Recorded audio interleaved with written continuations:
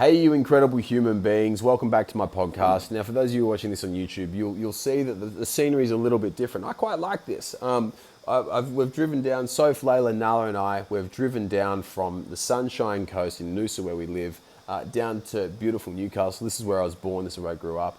We're coming down to hang out with my old man. He's got his 60th tomorrow, which is going to be super cool. He's getting old now. He's getting on.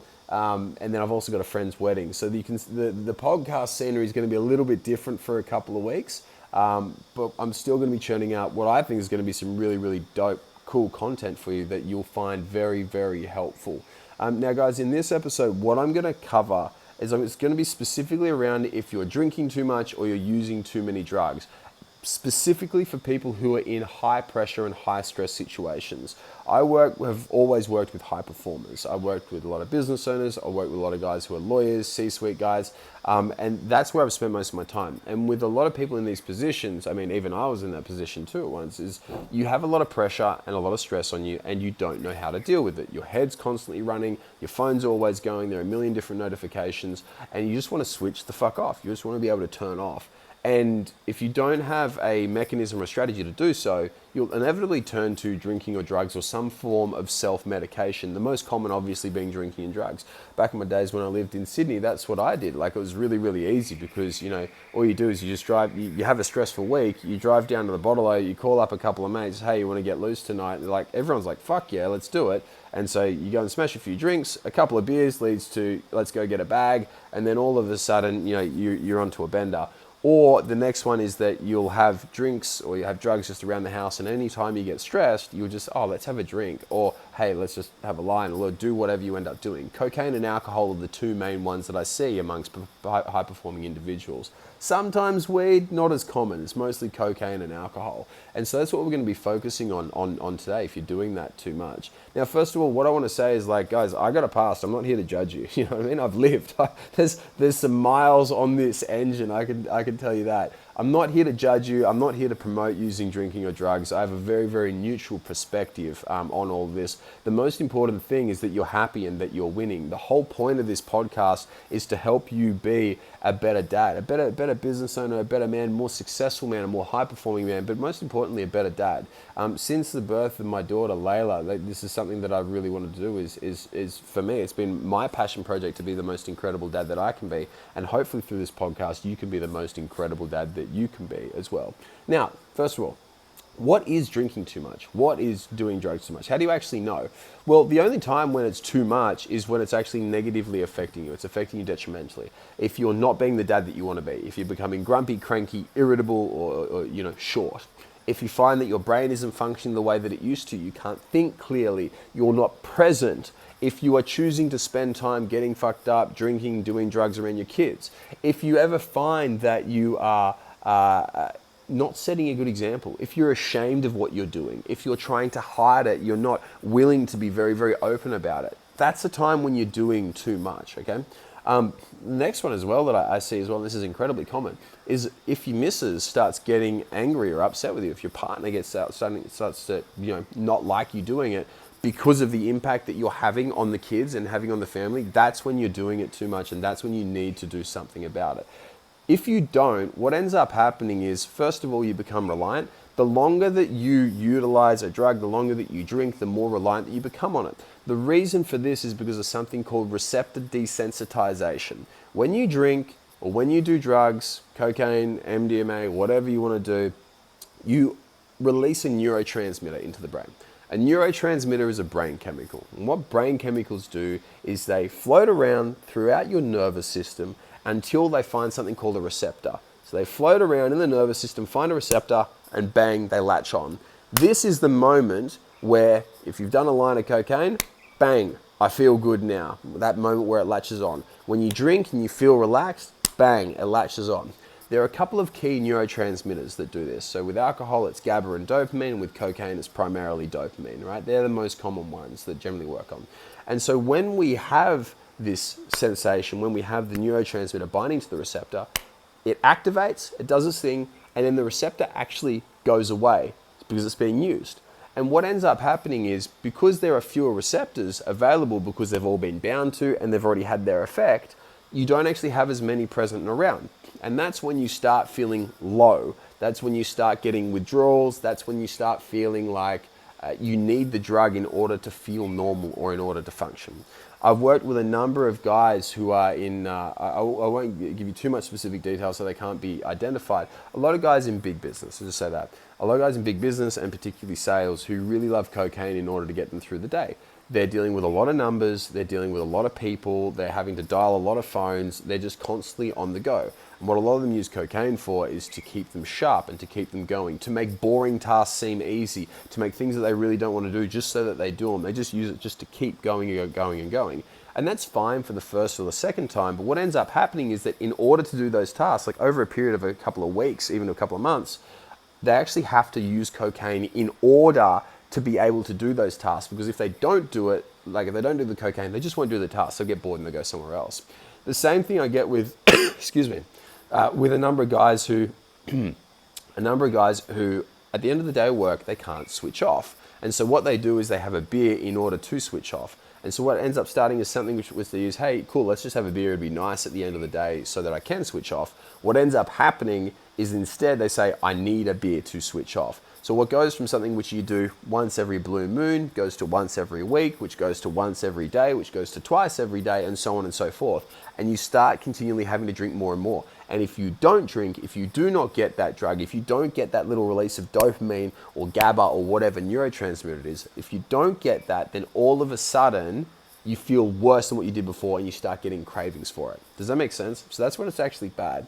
When it's actually showing up in your day-to-day, when it's actually affecting you, start craving it. Okay, so what we need to do is we need to fix that. The real reason why you're craving this drinking, the real reason why you're craving your drugs, it's not because you're broken, it's not because you're fucked up, it's not because of anything like that. I see a whole heap of people go and do a whole heap of different things in order to get off drinking, get off drugs, right? I've seen people go and do counseling, I've seen people go and talk about it, I've seen like all these different like rehab programs and whatnot. And yeah, sure, sometimes they're effective. People take medications, people go on health kicks and go and try these new diets and do all these fancy things. And really, like, that's nice, and I'm sure that it can kind of work. I'm sure that it could possibly kind of help you, and it might have some effect. But I coach people who've tried all this shit before, and I can tell you right now that the vast majority of the time it just doesn't work.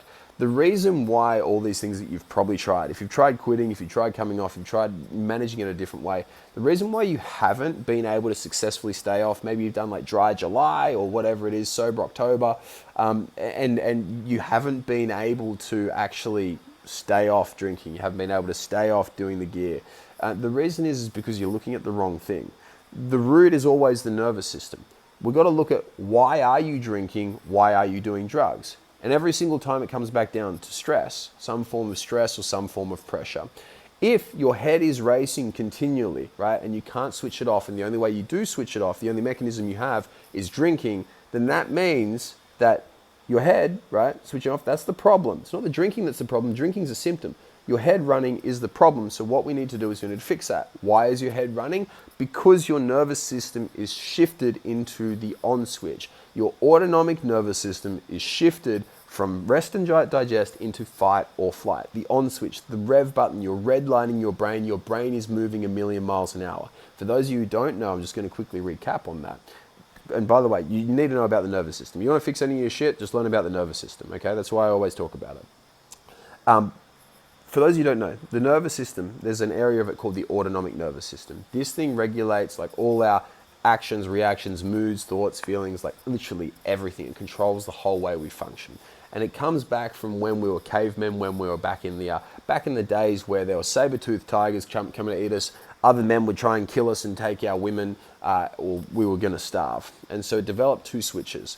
One which is called rest and digest. This is time when you're relaxed, you're chilled out, you're having family time, you're hanging out with the people that you love. And what this switch is for, this switch is specifically for like digesting your food, thinking clearly, being creative, being on your A game. That's when you're your best. If you imagine yourself like when you're like, think about it like when you're on holidays, right? When you're on holidays and you're with your kids and you're super happy, you're super funny, you're super relaxed, you're really charismatic with them and they love being around you. That's when you're in rest and digest. The other one, fight or flight, is when something's going to kill you. You're worried that you're going to die. You're worried that there is some existential threat to you. That is activated. Think of it when you're in the peak of work, when you're really stressed out of your mind, you're angry, you're anxious, you're irritable, you're grumpy to your kids, you're angry with your wife. Like that's when your fight or flight activated. Okay? Does that make sense? So they're the two switches. Whenever your head is running constantly all the time, that on switch is flicked on. Okay? Whenever you're grumpy, and the only way you know to stop being grumpy is to have a line or to have a drink, right? So you can go back to being happy again. Once again, that is because your on switch, the sympathetic nervous system, the fight or flight, is switched on. Does that make sense? Anytime that you need this drug or you have a craving to get more of that neurotransmitter, more of that dopamine, more of that GABA, more drinking, more coke, more whatever it is that you do, it is always because your nervous system is switched on. So, logically, what's the best way to fix it? How do we fix this craving for drinking? How do we fix this craving for drugs? We fix it by switching the nervous system off. Because all of a sudden, if you don't have that stress there, you will not have a reason to do it. I used to do a fair bit of drinking. I used to do a fair bit of drugs. And all the time, it was just when I was stressed. As soon as I became unstressed and I managed my nervous system, I no longer wanted to do it. A lot of people treat trying to come off drinking or treat trying to come off drugs as some like really difficult thing where willpower has to be involved and it has to be really tough and really, really difficult. Yes, to a degree, willpower has to be involved, but the real thing is that you need to remove the reason for doing the drugs, which is every single time stress. I've coached like over 7,000 people, right? This is not my first rodeo. I've seen this many, many times before. Every single one of them is the stress. So, what do? We need to focus on moving the on switch, shifting it to off. Go from fight or flight to rest and digest, from sympathetic to parasympathetic. When you start doing this, everything becomes easy. You'll naturally not want to drink. You'll naturally not want to do drugs. Does that make sense? Okay. So how do we do that, James? That's the ultimate question, right? How do we make it so that we can actually not crave drinking, not crave drugs because we are super relaxed? How do we get our nervous system switched over? Here's what we do. Step number one. We need to look at what our goals are. The most stressful thing that you can do in your life is to be out of alignment with your summit. Your summit is what I call the big thing that you're looking to achieve in your life. What is your Mount Everest, right? What is that ultimate thing that you want to be? When you reach the summit of this, when you reach the top of that mountain, what is the pinnacle of your life? For me, I went through and I looked at this really, really hard. I've always been a hard worker and I've always been someone who loved business. 100-hour weeks, I'm no stranger to 100-hour weeks. I've done plenty of those things and I always worked my ass off. But I was always stressed and I wasn't really happy with it. And I started looking at why. Well, what is it? What do I actually want to do with my life? And it turned out that working 100 hours a week, funnily enough, wasn't the thing that was actually most important to me. The thing that was most important to me was being an incredible dad, being an amazing husband, and being able to actually serve, coach, and teach. They were the three things that I really actually gave a shit about. And as long as I was doing those three things, I was really happy. As soon as I became out of alignment with those three things, I became really, really unhappy and really, really stressed out really quickly. So what I want you to do is I want you to think about this, all right? Picture this, close your eyes right now. We're going to picture this, we're going to all do it together, okay? So close your eyes. I want you to take a couple of deep breaths. In through your nose, out through your mouth. And then what we're going to do, I want you to visualize yourself right now. Picture this in your mind. I want you to picture yourself on your deathbed. I want you to picture yourself in a hospital bed. All the people around you you really love, they're all there to watch you take your final breaths. You got tubes down your throat, up your nose, up your ass, down your cock, right? You have tubes everywhere. There's a machine which is beating your lungs for you. You're literally about to take your last breath. You smell like that old person smell. We all know how old people smell, right? That musky kind of thing. Your skin's like falling off. It's so paper thin. You're about to die. Now you're there. What do you want to look back and see? Who do you want to have around you? What do you want to remember? What do you want to cherish in your life? What are the most important things that actually matter to you? Was it making that extra $1 million? Or was it seeing your kids grow up? Was it spending the most time with them? Was it doing all that extra coke? Or was it hanging out with your family? And I think you can kind of guess which way I'm kind of guiding you at the moment. I haven't met one person ever when we've gone and we've done this who said, you know what, shit, I wish I did more coke when I was younger. I wish I worked more. But I've met a hell of a lot of people who said, I wish I spent more time with my family. I wish I saw my kids grow up. I wish I took my son to soccer. I wish I did all that stuff. If you have this constant feeling of regret and tension, you can come out of that visualization now, by the way. If you feel that the way that you're acting at the moment, if you're missing your kids' soccer games, if you're not there for your daughter's first steps, if you're not around to see your kids growing up, that is going to be really, really fucking stressful for you. If you're not doing things with the friends or the people who matter most, if you're not seeing your parents, you're not seeing your brothers and sisters, you're not seeing the people that you love, there's going to be this thing which is going to eat at you all the time. It's going to be really, really stressful. If you're working in a job which you don't find fulfilling, if you're working in a job which you find you're not actually serving the common good, you're not serving somebody else, it's going to be really, really stressful for you too. We look at all the people who do the most evil in the world. I'm not going to single them out. I'm not going to go political, but we look at the people who do all the most evil in the world. The reason why people do evil things is because they're fucked up, right? They're hurting. They're damaging themselves. And every single time when you do something evil, you feel bad about it, and it eats away at your soul inside, so you continually do more evil, and it eats away at your soul more and more and more and more. Whenever we act out of congruence, it's really, really stressful. Stressed out people do evil things. Look at us. Look at all the bad things that we've done in life, all the times that we've fucked up. Has it been when we're relaxed, calm, collected? No, it's when we're stressed out of our mind. So what we need to do is we need to make sure that we're always acting in integrity with our highest goals and what we actually want to achieve. So if ever you're doing something, if ever you're working, if you're ever doing a project, if you're ever spending any time, and you look at yourself and you say, hey, is this in alignment with my summit? If I look back, if I was on my deathbed, would I look back on this moment, would I be proud of this? Or even better is, if my kids could see me now and what I'm doing, would they be proud of me? And the answer is no to any of those. Stop fucking doing it. That is the most stressful thing you can do, is be out of alignment, all right? Next thing after that, number 2, is you need to make sure that you have a way, an effective way to de-stress. Because we're high-performing men, we will put ourselves under pressure. That is a fact of life, and it's a good thing. It's a really good thing to be under pressure. Pressure drives growth. It drives all the coolest things that we can do, right? It drives growth. It drives learning. It allows us to be inspiring for our kids. But if we do not deal with that pressure and have a blow-off valve, we'll self-medicate. A lot of the guys that we coach who come to us with these issues, they'll use drinking or drugs as just a way to depressure, just blow off the steam. How do I just get this feeling out of us? You know what I'm talking about. When you're under pressure, you can feel the pressure. It's it's in your shoulders. It's up in your rib cage, and it just sits there and it weighs there really, really heavy. Sometimes it even gets into your lower back. And if you don't have a way to just get rid of that, it just sits and it just accumulates. You know what I'm talking about, right? There's that feeling where it just sits in there. You need to have a way to dissipate that, otherwise you'll self-medicate it. It'll happen all the time. The main ways to self-medicate: drinking and drugs. Sometimes sex, gambling, hookers, all that sort of stuff too, but mostly drinking and drugs are the most common ones that we see. So, what are the ways in which we can actually get rid of this pressure and release it? Well, first one is congruence, right, which I've already talked about, being in alignment with your summit.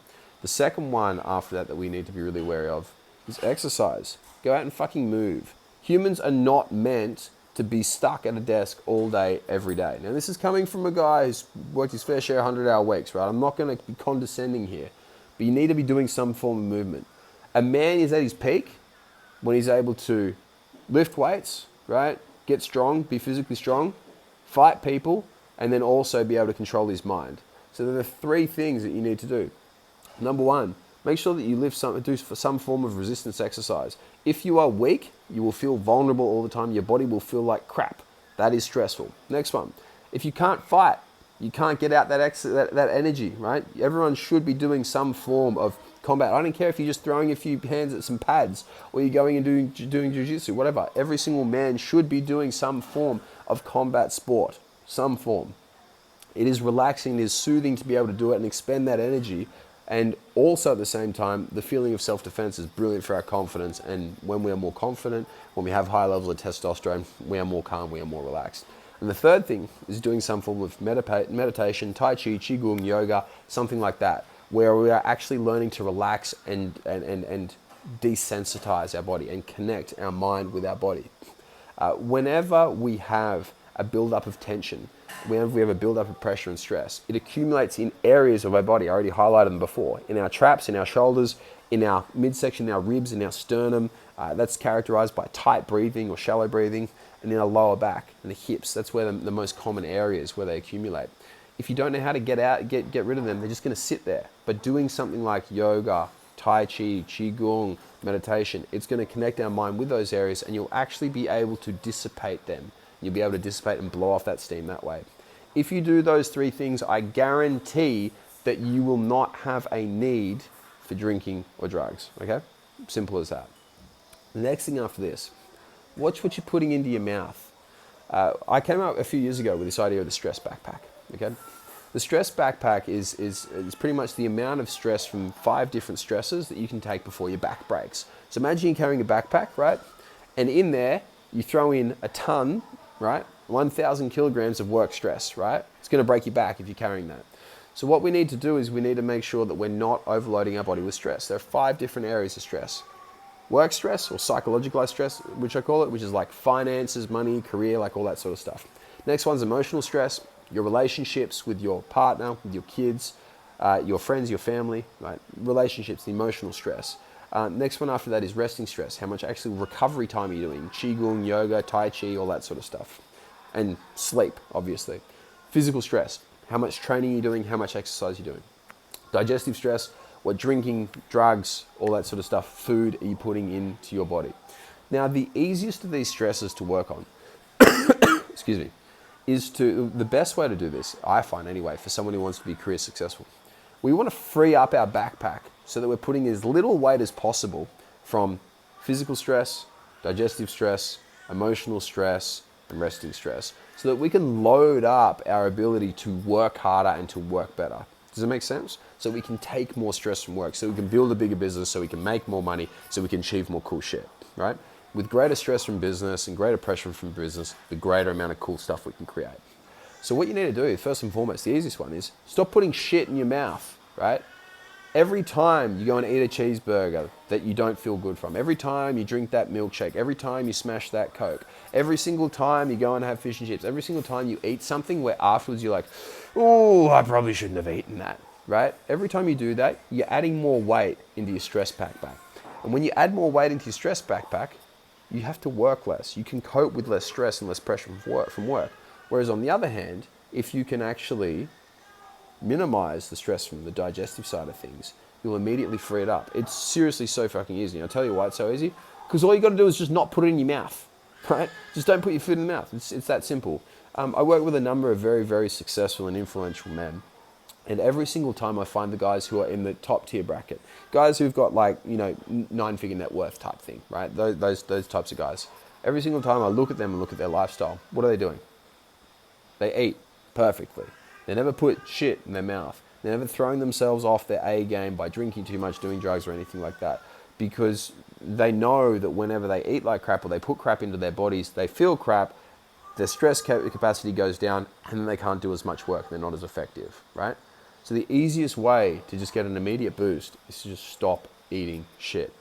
It's a really, really simple process that I have, right? Obviously, this isn't optimal, right? Optimal is getting something custom to you and actually, figuring out that way and like making it so that you have like a custom plan for you.